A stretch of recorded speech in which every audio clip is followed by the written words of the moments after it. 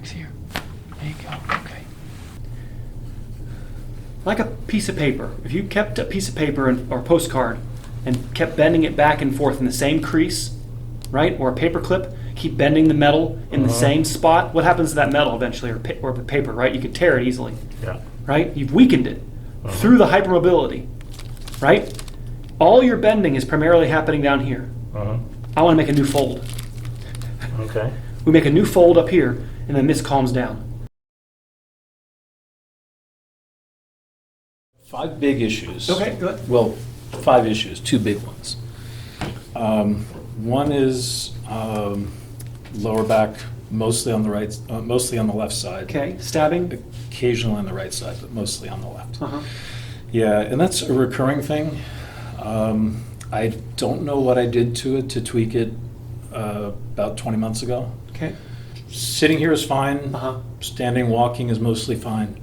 The only thing that really aggravates it is getting up from lying down. Okay. So activating the hip flexors Yeah. is really, and I can do crunches just fine, but I can't do a sit-up where I activate the hip flexors. But I can do legless, and I feel it. I mean, there's some pain there, Okay. but it's not really sharp. Okay. But if I did a sit-up, it would be. What did they explain to you that was? I'm just curious. What did they tell you that was causing that? Well, I'm pretty sure it's a pinched nerve. Okay. Is there anything in the leg, or you just feel it in the lower back? It's just in the lower back. Okay. And I think what may have done it, I'm kind of quad dominant. Okay. So I think the psoas may have pulled the lower back out. Maybe. I would tend to think it's the joint. You know, if it's lower back pain, especially if you're pointing to that lower back, we have these knuckles in here, and they look like little handshakes right here, and they overlap with each other, and that joint will give you somewhere you can just go, it hurts right here. Yeah. That's knuckle. If it was hitting this nerve, the nerve would be like hitting your funny bone. If you hit the nerve in your funny bone, where do you feel it? Well, you feel it where it goes. Okay, yeah. More than where you hit it, right? Yeah. If you hit these nerve roots, you're going to feel it glute, at the very least the glute area, thigh, foot, right? It's going to be down the leg, sciatic type distribution. So I'm not saying that there isn't probably some nerve irritation also, but that pain is joint. We call that arthritis. It's the arth, joint, itis, inflammation. Okay. When you're bending, when you go from especially a laying down to a seated position, you're loading the joint, right? So the joint was unweighted, and then it actually can swell up. So if like all night long, the joint isn't have any weight on it, and then you go to like load the joint doing a sit up or getting up, it's like the suspension of your car has to now take the weight of the tires now have to be loaded, and that's when they're going to be most aggravated. And then even the position you said there, you're lifting your legs up, that's just, so they come with, It seems like it's worse when I arch my back. So when you do a sit-up, Correct. you kind of arch the back. Right. So it's way worse when the back's arched. It's difficult because the arching compresses the joint, and there's a lot of nerve endings in the joint. So many times what will happen is you'll just bend forward and it'll alleviate it because it depressurizes the joint. So we can get into a little scary territory here because when you bend forward, it takes the weight off the joint, which is why it feels better. And that's why you see every elderly person in Sarasota, right? They got all their joints unweighted. Right. And this is an option for you. And you can go down this path. I will just not be here with you, okay? But you can. Yeah, Doc, you did a great job, Ed. I feel great. Yeah, I really right? don't I'm agree with serious. That is a common treatment done, and people are thinking that that's a good treatment. Is because you unweight the joint, Right. and the joints. There's little sensors in there and fluid in there that get compressed when we arch back. So Ed, it hurts when I bend back. It feels better when I bend forward. That's joint. That's not a pinched nerve in what I'm going to show you in a second, which is when you have a disc injury or bone spurring. Right, so they have a hole here called the intervertebral foramen, and that hole gets also bigger when you bend forward. So you take the weight off the joint, the hole gets bigger. What a win-win scenario. Yeah. Why in the world do we want a curve in the back, Ed? You keep telling me about this lordosis. Why not just have it kyphotic, open up the joint, open up the hole? Well, it's got this structure called the disc, right? If we have all the weight on the disc, eventually that cartilage gets destroyed. and then you have to continue going farther and farther forward until you reach a point where now you can't go any farther forward, or all the disc is herniated out, hitting the nerve. Do you see what I'm trying to say? Yeah. So the disc supports open a hole. As you bend forward, you compress the disc, so the hole becomes more narrow, but it becomes opened up by the bending forward. Now you have material starting to bulge into that hole. You have to now crank it open 10, 20 years. Do you understand? Yeah. And now, no, I can't load the joint. I'm stuck. I'm now stuck forward because I can't come back anymore. And so my joke with people is that, you know, if you want to run away from the problem, that's fine. You just have to stay you can't come back. You have to stay there. You can't ever decide to come back upright. When there's a curve in the spine, the actual discs are depressurized. Mm-hmm. And they are made of 70-80% water, and they are hydrated through extension. But at the same time, like, well, Ed, that's going to compress my facets. 2 ways I'm going to help you do this. One, when we bring you upright, we're not going to have all the mobility happening here.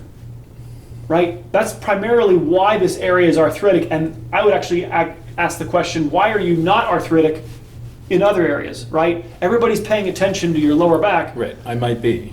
Well, maybe, but I don't really ever see, and nor do the surgeons ever really see arthritis in areas other than really primarily the last 2 guys in the lower back and the last 3 in the neck encompass about 99% of arthritis. So there could be from old injuries, but they typically, you'll have more of adhesions and glue and stiffness in here. I'm not saying it's going to feel wonderful in here, but we're going to make this area bend, take the stress off the lower back. Keep going. Tell me what else is going on. Number 2 issue is right shoulder. Okay. Had left shoulder surgery. Left shoulder's great. Rotator cuff, labrum. Good surgeon. What was it? Labrum. Labrum, okay. This one, this is really embarrassing, but it's my mouse hand. I understand. I work all day Sure. on the computer. I got it, yeah. And so this shoulder now, after 5 years, has been gradually progressing. Okay. Has significantly limited range of motion. Okay. And when I go to work out at the gym, my form now is really impeded because of the limited range of motion. So now that's a nice 90-degree bend, and that's not. As far as you can go. Okay. All right. And there's no pain when I'm doing that. I can, and that's right at the end of what I got there. I got you. How long have you noticed that? How long have you been seeing It's this? gotten progressively worse over 5 years. Okay. So there's a glenoid fossa. So you have the humerus sitting in the glenoid fossa, and there's a depression in the middle where most of the cartilage is. The labrum is the lip, is the edge of that glenoid fossa. Most of the pressure, I think like a boat or a yacht in a lake. Where should you have your yacht? In the shallows or in the middle of the lake? In the middle. Middle, right? Because there's a lot of water underneath, right? Now, if you take that yacht and move it over into the shallow, you're going to beach it, right? You're going to hit the bottom, right? And everybody gets all uppity about the labrum, and I go, well, it was shallow to begin with. There wasn't much there. Even when it was brand new, your labrum cartilage is like 1 millimeter at birth. You understand? This is like 10 millimeters. You understand? The lip has very little at all anyway, even in normal. You understand? So posturally, I see a couple things going on. One, that your head's forward, and not only that, but the shoulders are forward. When the shoulders go forward and then you exercise with a forwardly rotated shoulder, you're going to be grinding on that labrum, and you're going to damage the labrum because there really wasn't much cartilage to begin there with, right? And then you tear the labrum and everybody freaks out, and I go, well, yeah, the labrum is thin even in normal, healthy circumstances. And then if you go to try to pivot on the labrum, well, there's pain because there's now you're bone on bone, but there wasn't much to begin with. My solution, do you see what I'm trying to say? We're going to bring the shoulder back. Right. Right. The reason why you can't lift your arm is because your shoulder's not centered where it belongs, as evidenced by what you were showing me. I can't even bring it back yet. It's stuck forward. That's your problem. And then what happens is behind, where if the shoulder's over here, all this gunk starts to build up on the backside that needs to be scraped out, and then you have to stretch that shoulder back, and then when your shoulder's in the right alignment, you'll be able to move it properly. It gets more complicated because part of the reason why your head's forward and your shoulders are forward is that there's most likely a lower neck problem, right? And there is. Now that's intermittent. Most of the time it's fine, but I do have occasional neck issues and headaches, and it's goes sometimes all the way from the, what's that, apex? The Suboccipital area there, yeah. what, the very first, C1 atlas up there. Yeah. the atlas, Yes, yes. sir, yeah. I've had issues right from the atlas down to, to the rhomboids. Yes, sir. Yeah. So we got a bunch of overlaps here. So we have the loss of curve in your neck. You said I had an X-ray. They said some arthritis in my lower neck. My alignment isn't correct. So when I'm at the computer hunched over with the arm forward all day. So the dominoes go like this. The loss of curve in the neck. I just got done telling you about half the structures in your lower back have feeling. The same thing applies to the neck. The back structures have a lot of feeling. So, oh, my neck doesn't hurt anymore. It's intermittent. Ow. There we go, right? The holes get larger, so you don't have neuritis. You would if your ear was over your shoulder, but you're in avoidance, and so it's not there. Now that the head's forward, another way to alleviate nerve pressure is around your shoulder forward. That opens up the thoracic outlet, which is this channel of nerves that comes out of your lower neck and into your arm. So many times, forward shoulder along with work, holding your arm forward, these are avoidance postures. And then you're going to try to go to the gym and exercise in the wrong posture, and the ability to injure yourself is amplified. So we want to be careful. In order to help you, we have to do one primary thing today, which is wake up all the parts of your spine that are not injured. And that's going to be a majority of our time here today. At the end of the visit, I'm going to start introducing you some extension exercises to actually reposition your body. But we want to be careful that when we bring your body back, we don't do it in the injured areas. And the injured areas are the loosest parts of your spine. They're the most eager to do all the movement. So it's dangerous to that's why I don't just sell, that's why I can't just sell you a Denerol and have a nice day, you understand? Because this will actually hurt you. Because if I put your spine on a Denerol, it's not going to bend where it's stiff, it's going to bend just at the bottom, and you're going to pinch the nerve. So we want to first go through your spine, make sure it's all moving as a team, so that when we start working on posture, and also with the understanding that, hey, these joints are inflamed, well, we're going to do most of the extension with another part of your back, so that I'm actually going to bend your knees so we don't upset those joints too much. So when you're on your back in extension, your knees are going to be bent. That takes pressure off the lower back. And we're going to make these joints bend more. Any pain turning your neck around, just like turning left or right? Go ahead and show me. Stiffness on the right side. Okay. Stiffness on the right side, but no real pain. But there's kind of a crunching when I... So when you turn your neck left or right, you feel tightness on the right? Yeah. On the right side, okay. So typically you're going to have, well, first of all, most of the motion of your neck should be happening at the top, called the atlas axis. The lower neck should be very uninvolved with motion until this is fully worked. And so just getting your upper neck working better takes a lot of burden off your lower neck. And then that, ultimately these discs define the long-term health of your spine. When the discs wear out, because this is too tight up here, we overstress our lower neck, the loss of curve puts all the stress on it. Now we round forward to open up those holes because the discs are getting injured, and it creates this positive feedback loop. Let's start with your back here. Take a deep breath in, little sit up, head back, let all the air out. Deep breath in, head back. Deep breath in, head back. Stay there. Exhale. Yeah. Way too tight up here. Yeah. I got you. Exhale. On the other side for me. Good. Exhale. Good. Let's go face that for me. The pain in your lower back comes from what we call hypermobility. There's a joint in there that's been doing triple, quadruple what it's meant to do, and it's hurting. And then the surrounding joints are liable for it, right? They're the ones that are not working properly, that's allowing that one to be injured, right? So it's like think of it as like a 24-member team, and you only have 5 members of your team showing up, and 19 vertebrae are uninjured, and everybody's not focusing on them. They're all focusing on the 5 that are injured. The ones that are injured aren't doing anything wrong.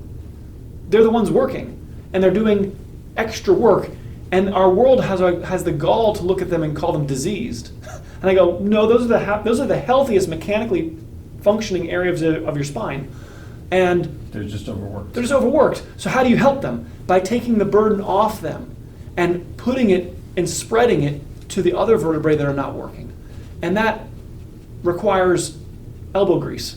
You got to go through and beat up those other areas and get them moving. Easy, easy. Just this top guy a little bit. Let me see here. Come on, let me have it. Relax here. There you go. Okay. Yeah. Yeah, there you go. I got you. Relax here. Relax. Okay. All right. Easy, easy. In between the shoulder blade is also a referral pain for the lower neck joints. So down in here, this area can be upset, and it's really lower neck joints that will refer pain to this area in here. So the shoulder and the lower neck are really one. I look at the health of your lower neck and the health of your shoulder being the same. If your lower neck isn't healthy, your shoulders aren't going to be healthy. And having no curve in your neck has multiple implications, that the lower neck is under a heavy burden, and then with that, the nerves that supply the healing. So the nerves that leave your lower neck are essentially the power to your shoulder, right? Think of it like blood flow, right? If you have a cut on your skin here and I put a tourniquet here, that cut will never heal, right? Doesn't matter how much therapy and rubbing, we have to remove the tourniquet. And in the same way, if the nerve is pressured in your lower neck, any injuries from wrong posture that happen to your shoulder aren't going to get better, because the nerve powers the machinery, right? It's what built your arm. Embryonically, when you were being made, you didn't have an arm until the nerves were formed, right? And then off the nerves, your arm formed. Right. And so the nerve is what supplies think of it like a computer, it supplies the power that runs the machinery kind of idea. And so if the nerves in your lower neck are upset, pressured, inflamed, the shoulder is going to start not repairing itself well, right? The upkeep of that tissue is going to become impaired. We want people to leave your lower neck alone and your lower back alone. A hypermobile area cannot be helped by further mobilizing it. It needs to be, given a vacation. And the trouble with it is sometimes mechanically stimulating the area will make it feel better temporarily, but the long-term effect of further loosening it doesn't help it. And so we got to be careful. My father was permanently injured by chiropractors that kept adjusting him where he was injured. Oof. It felt good initially. You understand? It felt good to be popped in the lower back, but long term, it kept mobilizing it more. Do you understand? Yep. So it's this. What I'm training you today is coming from my dad's life experience. He's a chiropractor, and so he's taught me to leave alone the injured areas. And since I was 12 years old working on my father, and I never touched his lower back. We helped my dad by working above and below it, right? And restoring the curve, and by leaving the injured areas alone. Think of it like a cut on your skin. If you have a cut on your skin, does it help it to dig your finger in the cut? No. Right? You got to leave it alone. Yeah. Well, it's wounded, Ed. What are you going to do about my it's cracked? I'm sorry. When you overwork a muscle, they grow, and when you overwork joints, they grow. Well, can joints shrink? Well, sure. Can muscles shrink? You have to stop the stress that made them grow in the first place, right? Or like calluses on your skin. Yep. The calluses grow as an adaptation to stress. The joints do this exact same thing. It's not a disease process, right? They call it degenerative joint disease. I disagree with that entire narrative. It's not a disease process for a joint to grow. It's an adaptive process due to part of your back is doing all the work, and it's saying, I have to be bigger to handle all this work that you've given me, right? It's not bad. So I call it regenerative joint adaptation, not a degeneration. It's actually getting bigger. How can you call something degenerating if it's getting bigger? It's regenerating. If I have a callus on my skin, is that degenerated skin? No, it's regenerative. Avascular necrosis is degeneration, right? If I put a tourniquet on your arm, your whole arm will just wither and die. That's degeneration. Right. But bone spurring hypertrophication is not degeneration. Right. But everybody just keeps on walking down the street, keep on saying these words. And I'm like, would you stop it already? It's not degeneration for a muscle to get bigger. That's an adaptive process. Abnormal growth. Right. The body meant to do it. No, it meant to grow that bone. Because you understand that if I go like this for like an hour, your skin's gonna get all red and tomorrow it's gonna get thicker. Do you understand? Right. Your skin's degenerating. No, it's because you're freaking rubbing me. You burned me by rubbing. Does that make sense? Yeah. The body meant to do it because apparently you're going to keep doing this, and so I better put this thick callus here to handle the stress that you're going to apparently be putting on me every day. Right. Right? It's not like always. I feel like there's a narrative of like your body's out to get you. Your body can't be trusted. It's a really complicated system, and it's like the universe. It's like so complicated that I'm slow to just mess with it. right or say that it's wrong. when it might be just simply I don't understand it, right? Yeah. That my naivete is the problem. This muscle called the tibialis anterior is exercised at a much higher level because there's too much weight on your toes. About 70-80% of your weight at any time when you're standing should be on your heel. So if you have too much weight on your toes, this muscle is going to be overworked. And then if you exercise with too much weight on your toes, then you're further amplifying the stress on this area, right? Okay. So you can rub this till the cows come home. It's all silly if you don't get the weight back on your heels. Okay. Why is the weight not on my heels? Well, because you have a back problem. And your head's forward, and your shoulders forward, right? Ah. Do you see what I'm trying to say? Yeah. These are just reflections of the problem of your spine. And so we get I get called as Carrotville. We'll be lost chasing carrots down here. Do you understand? Okay. Yeah. But I treat posture, right? When you have your posture centered, there is no shin splints, right? There is no stress fractures of your fifth metatarsal. You understand? These are all, Yeah, that makes sense. you're in the wrong alignment. And so, of course, you're damaging things that are in odd places because the alignment's incorrect. Okay. So now, I'm not saying fixing alignment is easy. That's why nobody does it. Right. It's a tall order. We'll just fix my alignment. It's not that I said it way easier than it is to do it. Right. We have to first ensure that your whole spine's working, and then we got to start arching you back. But if you want to alleviate some of the symptom temporarily, you work upwards here. You work up on the tibialis, compress the attachment back down. This way. Okay. Don't go that way. It's going up on the attachment. But again, it's just goofing around if we don't change where the position of the weight is on the foot. Okay. We have to extension stretch. I got you. Okay. It's okay. I got you. Yeah, all these, there we go, one. So these first three joints are all jammed. And they're jammed because you got too much weight on them. Okay. Do you understand? I don't need it to click. I need it to feel like there's movement. Yeah. There it is, okay. There it is. I'm just saying, it's really, Oof. you understand, way too much force. Yep. That joint should move effortlessly. Okay. And it's not because you have too much weight here. Again, the head being forward, the weight shifts to the Okay. front part of your foot when, in fact, that calcaneus, your heel, should be holding a majority of the weight. Yep. Okay. Easy. There he goes. There you go.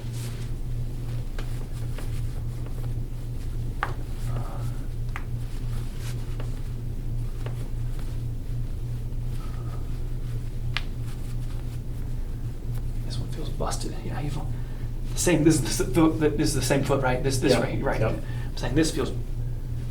I wouldn't be surprised if you busted this at the same time. This guy here. Actually, I did break one This one feels busted. knuckle in That- the foot. That feels weird. Yep. Feel how, like. I think I did break that a couple years ago. Uh-huh. There you go. Okay.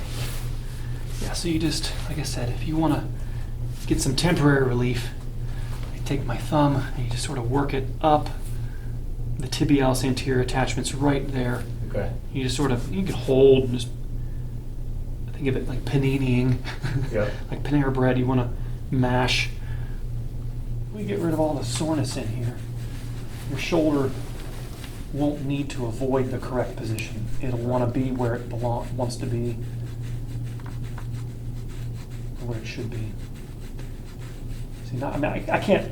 The cool thing about gua sha is I can't make a mark where there's nothing inside, right? I just comb this almost as aggressively as I comb that. Big mark came out here, Mhm. very little here.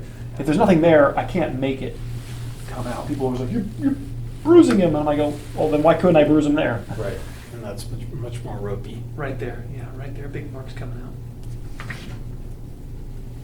I mean, it's a whole different texture. Mm-hmm.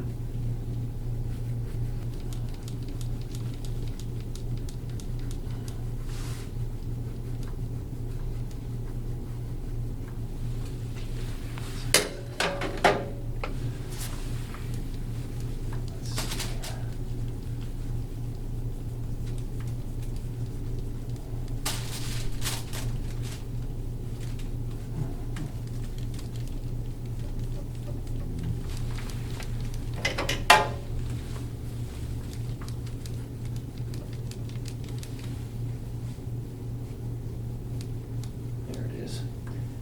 We'll get this more face down in a second, but there's stuff on the back side that's going to be preventing you from being able to draw your shoulder back.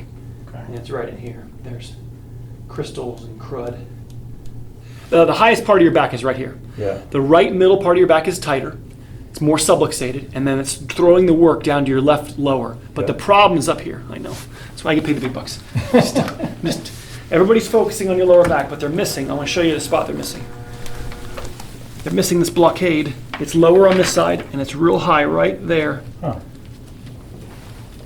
You need to stop telling people about your lower back. Start telling them your middle back feels stiff. That there's a knot right in here. I was 12 years old and I started working on my dad. He had the same symptoms you were having, and you gotta move. This is supposed to be the primary engine of your back right here, and it's locked. You got this frozen. Totally like piston seized to the cylinder wall. There's no lubrication in here. It's all dried up and stiff. And if they're digging down here, they're just gonna hurt you, right? It's already too loose down there. I want them to leave that alone. The muscles are tight because they're trying to guard it. They're trying to protect the injured area. They're not your enemy. They'll stop guarding it when it doesn't need to be protected, right? So you get rid of the reason for why the muscles are guarding, which is two things. One, your middle back's tight. Two, there's no curve in your lower back. Those are the reasons for why the lower back's under stress.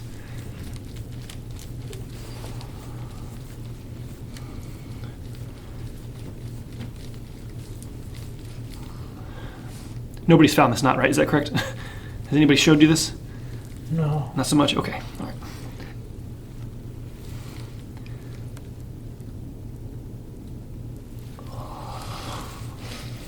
You doing okay?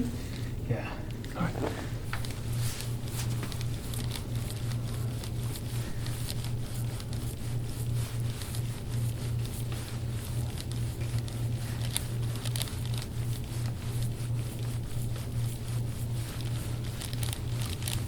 I know it's counterintuitive. Everybody's wanting to do that, but I've never seen it successful. If anything, I've ended up hurting people long term if we keep popping That makes sense. L5.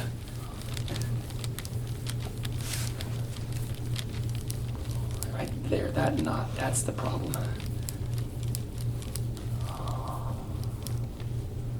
It's pretty boring. You gotta show somebody. We can use a piece called a Denerol, which is that foam piece, and we can use that to emulate my elbow. And that's what I hope to show you at the end of the visit. You know, you can kind of copy what I'm doing at home. You know, closest emulation. Okay. And that allows you to not have to come in and seek as much treatment, and you can kind of brush your own teeth.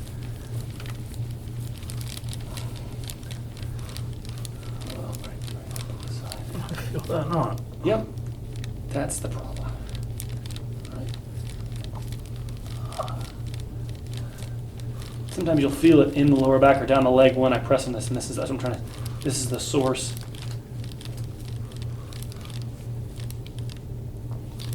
You ready for this? So the nerve that exits up here, let's say a T1, right? The nerve that actually comes out that hole in the side forms off the spinal cord at T1, okay? So the nerve at T6 that comes out the side forms at T6. The nerve that comes out at L5 forms at L1. Huh. Uh-oh. Do you understand? We call it the cauda equina. Your spinal cord ends right here. What are you talking about, Ed? There's spinal cord all the way down to my tailbone. I'm talking about the cord. Do you understand? It becomes individual cables that then travel down the tube and exit at their respective holes. The L5 nerve, the nerve root, forms off the conus medullaris at L1, right here. This is where sciatic nerve starts.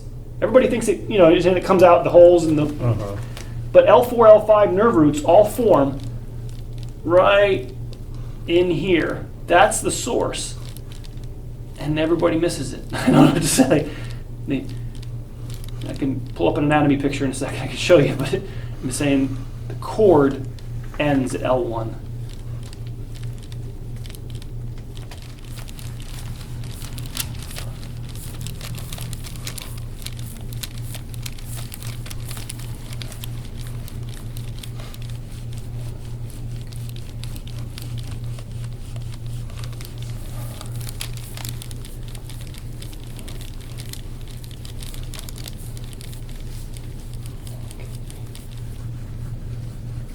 Everybody home can see it now. What was that, 5 swipes?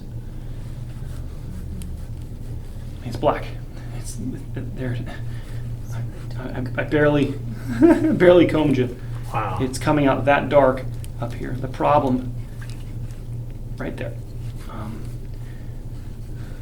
Like a piece of paper. If you kept a piece of paper or a postcard and kept bending it back and forth in the same crease, right, or a paper clip, keep bending the metal in the same spot, what happens to that metal eventually, or the paper, right? You could tear it easily, Yeah. right? You've weakened it through the hypermobility, right? All your bending is primarily happening down here. I want to make a new fold. Okay. We make a new fold up here, and then this calms down. The tearing, the inflammation, the arthritis, the pain gets better by creating a new fold. And actually not even really a new fold, the fold that you had originally when you were 5 years old. Right. Right. You've lost it because we didn't value it, our world didn't guide you in maintaining it, and so you lost the original bending point, and you used your backup engine. This is your main engine up here, and it's clogged. It doesn't move, and so your backup engines, like you have a 1,000 horsepower engine here and a 100 horsepower engine, and your main engine's been offline, and you've been using this backup one to try to do everything with, and then now it's saying it's had enough, and that's all it is. That's all it is. The problem is you don't get to decide consciously where you bend. It's not something I can teach you, right? Stop bending here. Start bending here more. You're saying it's not how it works. These joints have to volunteer earlier in the day. And that's where the care comes in and the stretching comes in. It makes this area mechanically work for you. Not, does that make sense? So like eventually, hey, I can do a sit-up, Ed. Now it doesn't hurt here anymore. Because your middle back now is participating, right? Right. You don't feel all the hypermobility here anymore because you have other members of your team now working. The marks come out in areas of stiffness, stagnation, tightness, blockage. The sacroiliac joint is locked by sitting. So this is where that side posture adjustment that we're trying to do, reduction of sitting time as best we can, or at the very least, when you're sitting at work, we put something behind your middle back to encourage the maintenance of that curve. Right? We don't let you just sit unsupported. Right. Right, and we'll show you that in a minute. The reason for your pain is it's moving too much. I don't know how else to say that. It's spraining. That's why it hurts. When you sat and lift your legs up, when you try to go from a laying down to upright position, the reason it hurts is because it's injured. And it's injured because it's the only part of your back that's been working. Right. So what am I going to do? Make it move more? It's already injured. It's not. It's mobility. So now, why does it feel better when correct. it's made to move? When you pop it, you release the air bubbles. So think of it. It's called a synovial joint capsule. Okay. Remember I showed you on that model where the two joints slide together? That's actually a capsule. It's like a round capsule, and there's fluid in there. There's nerve endings in the fluid. When the joint's inflamed, think if I punch a wall, what happens to my knuckle? It gets swollen, right? It gets swollen. Yeah. Now, with the swelling, there's also air bubbles, carbon dioxide from your bloodstream that go into that joint. Water is not compressible. The air can be released from the joint by popping it, right? Now, at the same time that you release the air bubbles from the joint, you're also moving the joint, which further inflames it, but you release some of the air bubbles so it felt better. Right? Okay. There's infiltrates in the joint. So you're reducing joint pressure. The actual amount of intersynovial joint pressure is reduced by popping joints. So is that all chiropractic is about? Popping air bubbles from joints? Yay! We pop air bubbles. Does that make sense? No! No. That's not my purpose. Because they're just going to reform. They just give 15 minutes, the bubbles come back. Yeah. But my gosh, you want to reduce chiropractic to just popping air bubbles? What chiropractic is says so much more. You restore the posture. You do orthodontistry, right? You understand? Right. So that the alignment doesn't put the stress on the joint, which made the inflammation in the first place, so you don't feel the need to pop it. Yep. That's how you fix it. Yeah. But we're so short-sighted. Chiropractic started off so zoomed in, they had their face pressed up against the spine. And it took 100 years for chiropractors to take 5 steps back and look at the whole person. You understand? Like, they had their face pressed up against your shin. Do you understand? Right. And they didn't see that, oh, his weight's on his toes. Right. Because they were so zoomed in here, Well, there's a tight muscle here, Ed. Release the tight muscle. That's only because he's got the weight in the wrong position. Yep. So I'm all about doing what I have to do to fix the. We got to master. problem. If your lumbar curve is there is no back pain. Yeah. That's the shortest way I can put it. Yeah. If you had a lumbar lordosis, a 45-degree lumbar lordosis, there is no lower back pain. The only reason why you're able to have that pain is because you don't have a lumbar curve. Okay. So what was the So we got to do something to put it back in. Correct. We got to make you soft. Yeah. But you're all stiff here. Right. If I put a Denroll on this, it ain't going to bend here. It's going to bend here. Ed, you're hurting me. Right. You're right. So we can't stretch. Yeah. We have to first prep you. You have to first clean the spine so that it's stretchable Yeah. in a closer to safe. Yeah. manner. And that's not all going to happen in 10 minutes. I know, it's okay. Today's a foundation. We're laying a foundation for a building. Yep. And think of we had remodeling done on our house, in order to redo our bathrooms, they had to rip everything out, right? We made it worse. I had a somewhat functioning bathroom. Now I have no bathroom, Right. right? Well, I told you I'm gonna fix the bathroom. I have to gut it Yeah. before I can build it back up again. Yeah. And so this is not a patchwork. This is a remodel. I don't do Band-Aids. I don't do patches. We start far away from our target, okay? Right. And then as I progress with you, I'm gonna get real close to the injured area. Do you Yeah. understand? Yeah. We start far away, and then visit two, I go here, visit, you understand? I'm gonna start getting closer. Yeah. Because the guys right adjacent to the injured area are the most responsible, Okay. right? Abel's been stabbed, but Kane's right here, standing here. Yeah. Everybody's trying to fix Abel, but if you fix Abel, what's gonna happen? Kane's just gonna stab him again. Mm-hmm. Yep. You gotta fix Kane. You gotta fix the problem, is the one that did the injury. Right. And the vertebrae that are most responsible for an injury are the ones right next door.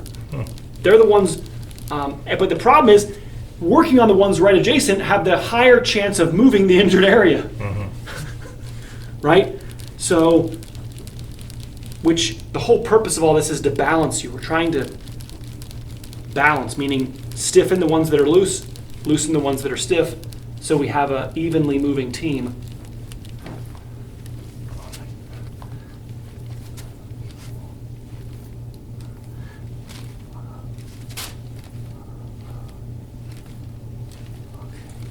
Yeah, it's all in here.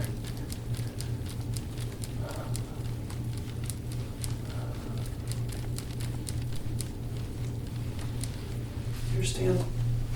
Do you understand? No, really? Do you feel? Oh my God. Do you understand how soft it's supposed to be? Yeah. No, mine doesn't Do you do that understand? at Matt, all. do you see how my lower back can't hurt if this Yeah. is moving? Yeah. And it doesn't want to be. This is the. See how it's all popped out here, Yeah. right? I don't feel it. In. It's supposed to be. This is my normal position. Is here. Do you understand? Curved. Yeah. This is. I'm not holding it here. This is where I have to hold it in the wrong. I have to pull it out. Yeah. To go to your posture, I have to pull the. This is incorrect. Of course you're gonna have lower back stress. This is the wrong position. Yeah. You're supposed to be. Keep watching. Jesus. Here. Now, in order to get you here, I gotta take you. Right. I gotta overcorrect. Right. So You're that becomes really hurting me, Ed. Neutral. So that we can make neutral where you want to be, Yeah. right? To do that safely, we gotta make sure all the vertebrae are moving. You better be darn sure the person's ready. And we'll do some fun stuff here. Come on. Okay. Go ahead and tilt to the right. Okay, it's okay. Go ahead and tilt to the right for me. There we go. That was loud. Go ahead and tilt. Uh-huh. Go ahead and tilt. I'm talking real support. I want it feeling like you got an elbow. Okay. I mean, I can do that. We'll have to figure out how to do it, but I can Well, add something to the chair. That That. device. That's gonna become your toothbrush. I have to give you a toothbrush. I can't be the sole supplier of treatment.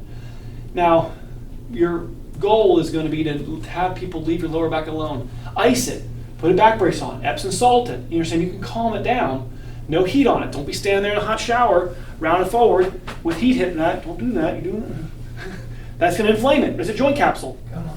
I got a block here. There you go. All right, knees bent, knees bent. There you go. Always knees bent, always. Yeah, that takes the pressure off. Yeah, that opens up the, remember how the hypermobility and the jamming that you're having at L5? So we're always gonna have knees bent for at least a year or two. Okay. if you were here in Sarasota, I'd say at least 1 year, your knees are bent. Okay. Eventually, you would be able. I stretch my legs straight. Do you understand? But that's because you better be darn sure that this is moving, and you're not going to hyperextend L5. And And sleeps, I do better sleeping on my back when my knees are bent. correct. Well, that's just avoidance. Again, it's that's why the fetal position and the side position, is comfortable because it allows you to depressurize the joints. We went over that earlier. Yeah. Keep the feet together, knees together as best you can. I want you to pick a side, rotate your knees to the side. Slowly, slowly, slowly. Exhale, exhale, stretch. Good. And bring your knees back up. Let's go to the other side. Breathe. Exhale. Get the idea? You're going to work both sides of your spine a little bit, kind of like moving that drawer in. Yep. Okay. The stretch feels good. Good, it should. The goal, well, do 20 minutes. You said it was okay for 5 minutes and then not so much. And we work our way to 20 minutes. Now I do have about a, 4 or 5 inch book behind your head, Mhm. okay? You're going to need to reduce the depth because I care about time more than I do about the depth of the stretch, okay? First goal is to get to 20 minutes, I don't care at whatever depth, and then we can always reduce the size of the support, Okay. okay? Over time. Over time. Well, it'd probably be like a month.